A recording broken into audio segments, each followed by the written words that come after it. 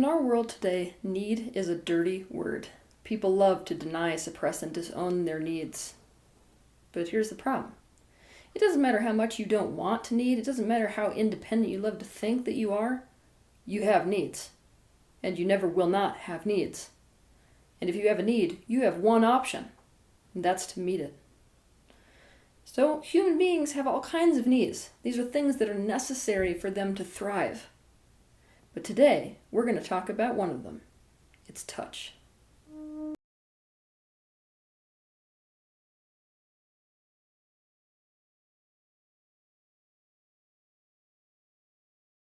People are preoccupied and obsessed with overriding their biology.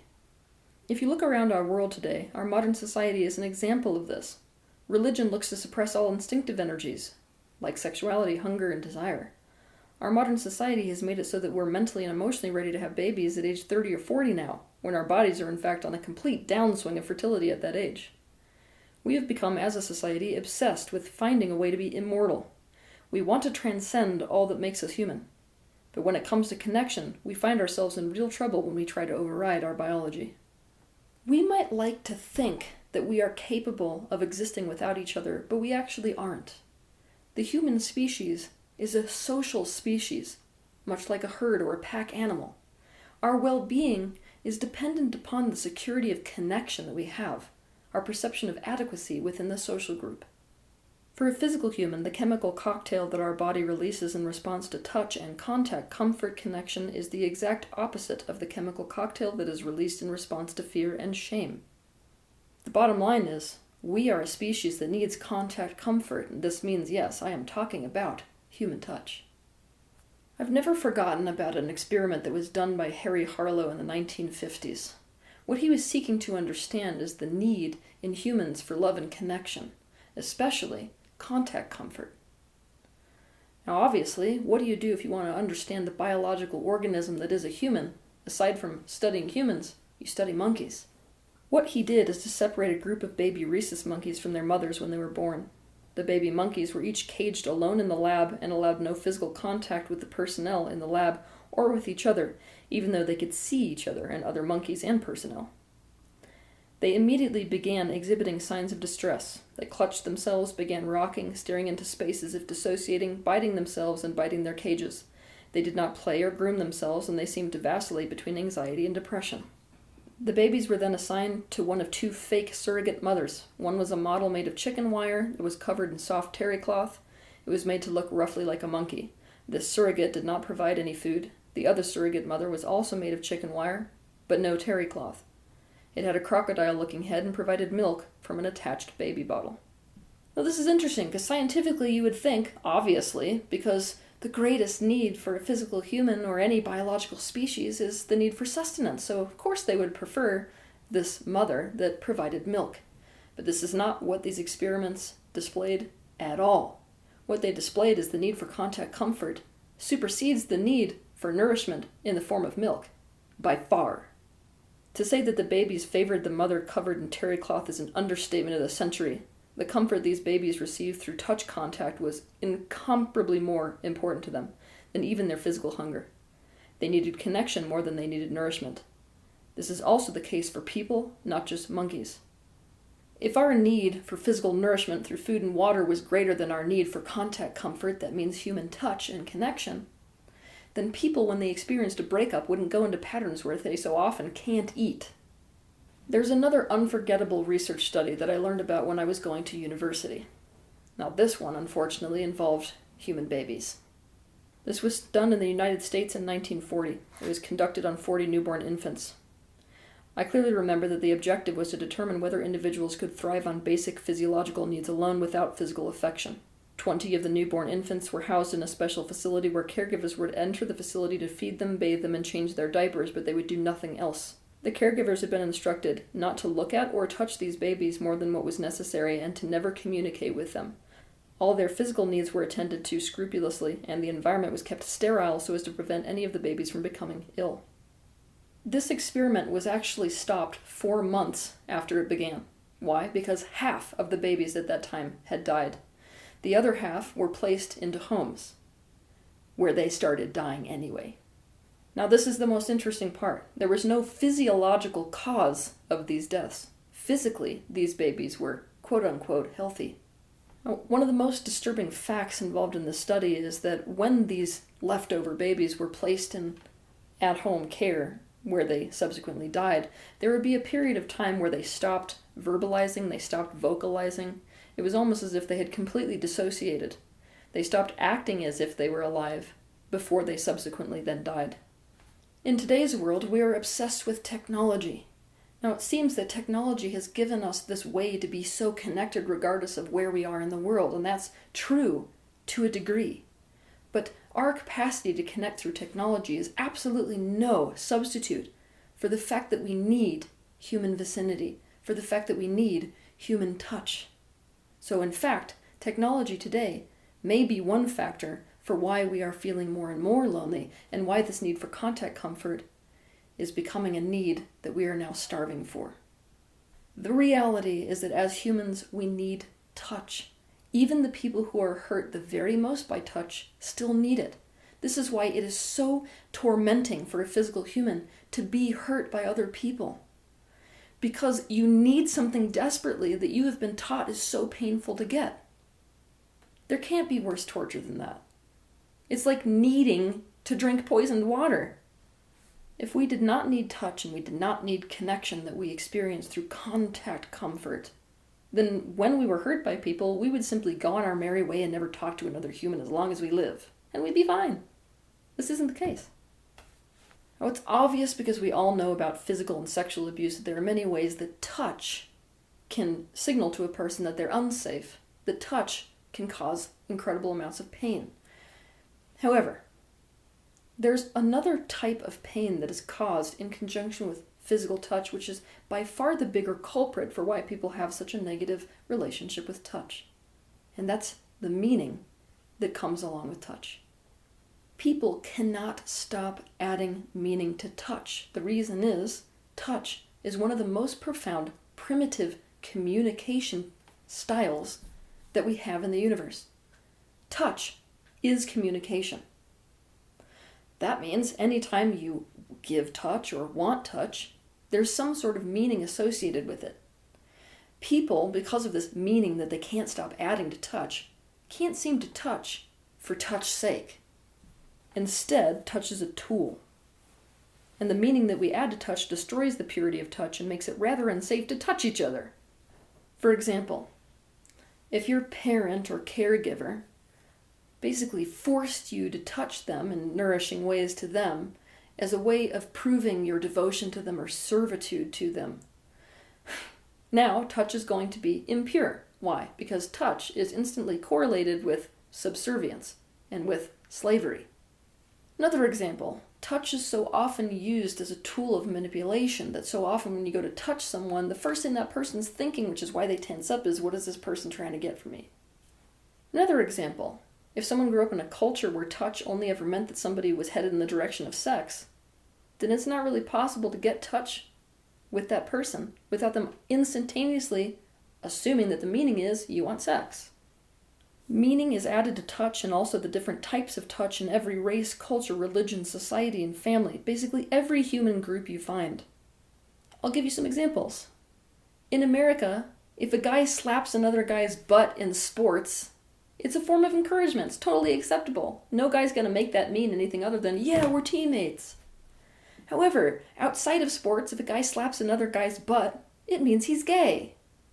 In Scandinavian cultures, if you touch somebody of the opposite sex, it's assumed that that instantaneously means there is a romantic and a sexual connection. In Brazil, you can expect to be full-on smothered by everyone you meet. That means kissing and hugging, and it doesn't mean that they want to have sex with you, maybe. Most of the time, it's just a demonstration of friendliness. They have absolutely no physical bubble. Even in one culture, the ways that a touch is given means entirely different things. For example, let's say that someone gives you a looser handshake. Oftentimes that just means, oh, I'm glad to be connected to you. If someone gives you a firm handshake, usually that means, take me seriously. There are also differences in social acceptance around boys touching and girls touching. The The powerlessness that we experience here around touch is that we can't control the meaning that other people add to touch. Also, what we have been ingrained with over our life is a lot of meanings about touch, and so we feel out of control of even the meaning we ourselves are adding to the experience. Because of this complexity in the language of touch, we can't just let go and experience touch for touch's sake. We end up feeling like touch is so damn complicated that we go into a freeze state and just come out of alignment with touch.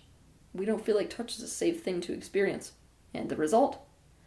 We all end up touch deprived. Humans need so much more touch than they are actually getting worldwide. In fact, if you're in a primary relationship, there is no single person you could be in a relationship with that could possibly provide you with the amount of touch that you actually need in your life. In order to understand the kind of touch and the quantity of touch that a person actually needs to be in a state of pure well-being, I want you to imagine a baby. When a baby is born, everyone who interacts with that baby has an instantaneous, affectionate response. They are physically affectionate with the baby. When this child grows, what this child experiences in a healthy environment is that one minute they can get a hug from mom, the next minute they can sit on dad's lap, the next minute they can hold hands with their best friend running down the street. Right? The next minute, they can go to grandma and grandma can lightly stroke their arm. They're getting this contact comfort need met by all the people within their environment. But here's the thing, for a human to stay healthy, there shouldn't be some arbitrary line at which point that style of relating physically in terms of affection and contact comfort should end. It shouldn't exist. An adult needs exactly the same that a baby and a child does. Now, obviously, there are much healthier communities and individuals than others in this respect. If touch has been something that has led us to pain, we need to work touch back into our lives slowly and with someone that we trust. Somatic therapy is one example of something that we may need to do first before we can let people in our social circle provide touch for us in our day-to-day lives. It is to be expected that we would need to be rehabilitated if unloving touch was part of our wounding, as is so typical with abuse, for example. But we do need this rehabilitation if we want to live lives where we genuinely feel connected to other people, at peace with the world, and emotionally satiated. When we are trying to satiate this need for touch, we need to stop suppressing, denying, and disowning this need that humans have for touch. We have to accept 100% that we need it. And we need to start to engage in ways that we get touch for touch's sake. So you can understand touch for touch's sake, imagine petting or stroking a dog or cat. When you pet a dog or a cat, it is touch for touch's sake. You love the feeling of touching them. It gives you a feeling of satiation in the same way that it gives the dog or the cat that feeling of satiation. Both of you are being nourished by touch for touch's sake. When two beings are getting touch for touch's sake, there's no weird meaning added to the experience, and most especially, there's no miscommunication between what the person touching means and what the person being touched makes it mean. Because you're on the same wavelength there with what it means, now it becomes a safe way to receive and give touch. This is why, for so many of us, it's super safe to be incredibly physically affectionate with animals, but not so much with people. See, sense, or feel that your body needs touch. Your skin needs it. Your muscles need it. Your organs need it. It's like a dry sponge that is trying to soak up something that it is desperate for.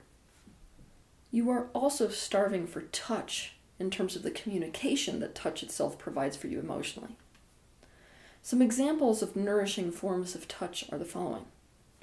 Sitting with someone so you can feel their body against yours. Holding, patting, gripping, rubbing, hugging, holding hands, gentle and comforting stroking, tickling, cuddling, massage, squeezing, pulling, forehead against forehead, and kisses, just to name a few. So how do we go about making this world one that makes touch more acceptable and easy amongst adult humans? The answer is, you separate the meaning or the communication of the touch from the touch itself, so that you can either simply get touch for touch's sake and agree upon that being what you're doing, or you both get on the same page about what the actual meaning or communication of that touch is. Essentially, we must aim to take the room for interpretation out of touch. Touch is one of the most powerful and primal tools of emotional communication. We need that emotional communication, but we also need touch for touch's sake. For the sake of your awareness, I want you to make a study of humanity and touch. I specifically want you to pay special attention to the following questions. What does touch mean to me? What meaning do I specifically add to the different forms of touch? Where did I learn that meaning from? How does the meaning that I add to touch differ from the meaning other people add to touch? To make a study of this form of communication, you may want to take a day, and on that day, all you're doing is observing humanity and touch. Every time you see somebody engage in any form of touch, I want you to ask yourself, what is being communicated, or what is the meaning of that touch that they're giving to one another? Whenever you're experiencing touch or giving touch, I want you to ask the question, what does this touch mean to me? And what do I want it to mean? And then communicate to the other person directly about that so you can ensure you are on the same page. I know, this makes touch seem so much less organic.